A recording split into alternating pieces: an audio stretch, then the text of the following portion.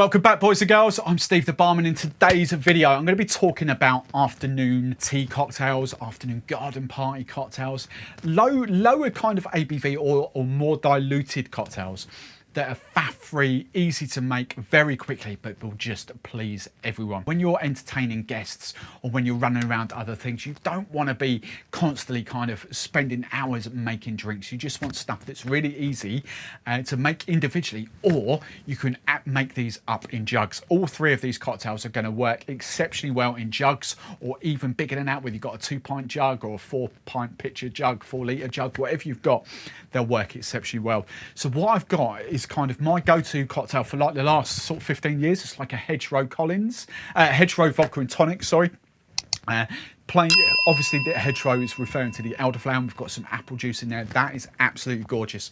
I've got a mojito with a twist in there. We've got a gooseberry mojito, which I absolutely love. One of my favourites for the last year, 18 months. Go-to mojito, it's gorgeous.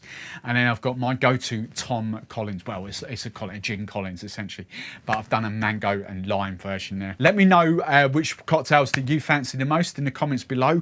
Do you make these? What other riffs and twists have you got? Let me know in the comments below, and let's dive into showing you how to make them. So the first cocktail that I would serve up to my friends and family that came round, picnic, barbecue, festivals, afternoon tea, whatever you fancy.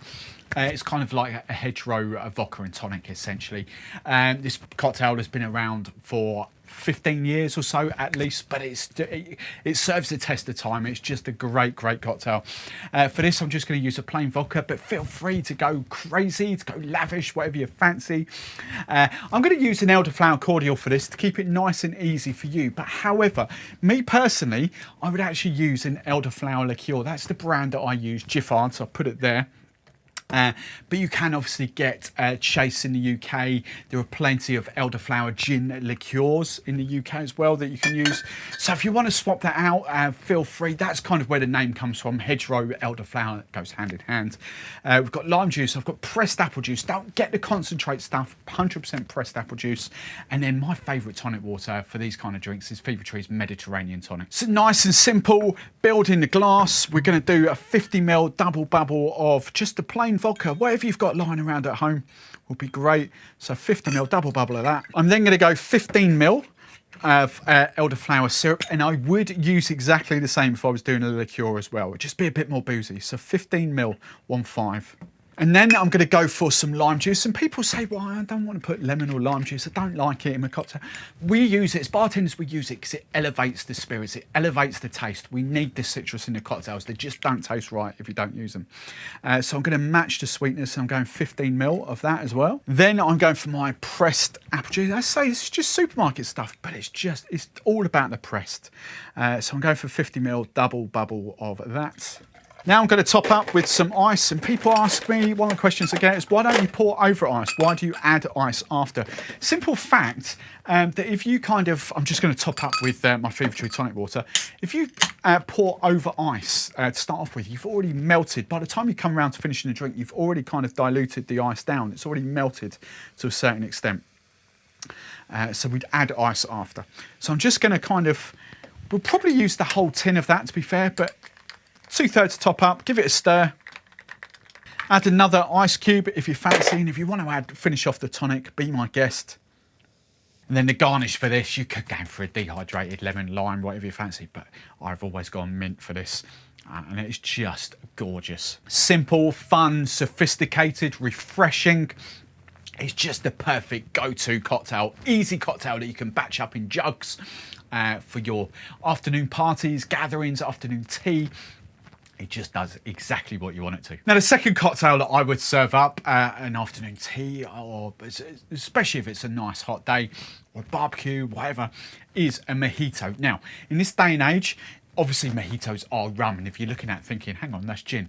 This day and age, in the gin craze that's going, I really do believe these are brilliant, and especially gin goes hand in hand with afternoon tea, so gin mojitos are phenomenal. Now, you could go any direction for this. My own personal favourite is Whitley Neill's Gooseberry Gin. Gooseberry Mojito is without doubt my favourite cocktail of the moment, my favourite mojito of the moment. However, You can see behind me the Whitley Neill limited editions, the watermelon and kiwi, the mango and lime. You could go quince, which is like apple and pear. You could go raspberry, you go blackberry, you go plum violet, rhubarb and ginger. They are all going to work for gin mojitos.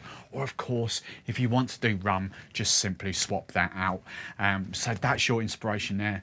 And then obviously for all mojitos, we go sugar, lime, soda water or sparkling water, and some fresh mint. Now, obviously, if you went to a bar and paid money for this, they would use a fresh lime, but I just want to give you fat-free. I do firmly believe in those, the sort of the pure, lemons and lime juices you can get at the moment. They're brilliant. They just do the job. So going for a 50ml double bubble of this gooseberry gin or rum or whatever you fancy. Then I'm going for 15ml, half an ounce of my sugar. Now, if you kind of, obviously the basis of all mojitos is a daiquiri, and I'll link to a daiquiri video I've just done there. It explains the ratios and different people's palates and how to kind of use different amounts of sugar to suit your own personal palate. Then I'm going for my lime juice. So as you'll see from this, I'm going to do 25ml. So going back to that daiquiri video, I'm going for a 2:1/2 ratio for my mojito. Because at the end of the day, that's all mojitos are. They're just daiquiris with mint and soda. Anyway, I've got about 8, I've pre-done these already. I've got about 8 decent sized mint leaves there out in the garden.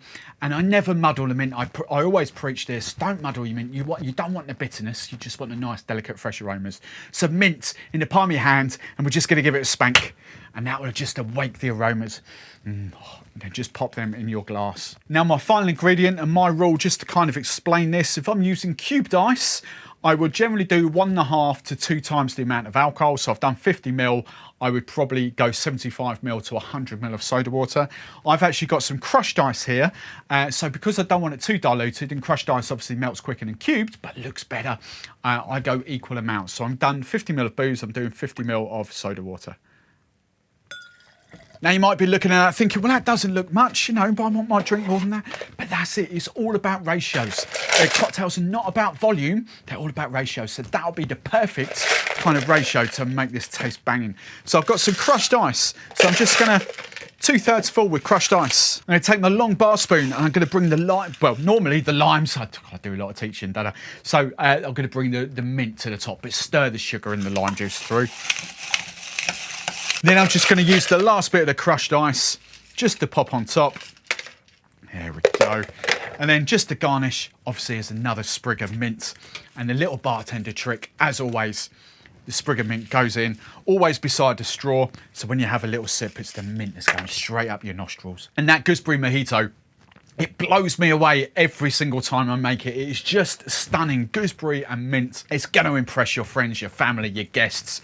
If you're in pubs and bars, honestly, you're just going to sell a lot of it. It is my go-to mojito. Then my third go-to cocktail to serve up would be a simple Collins. Now, the Collins doesn't get the love it deserves. Essentially, if you're not a massive fan of tonic water, this is kind of like a go-to equivalent. It's brilliant.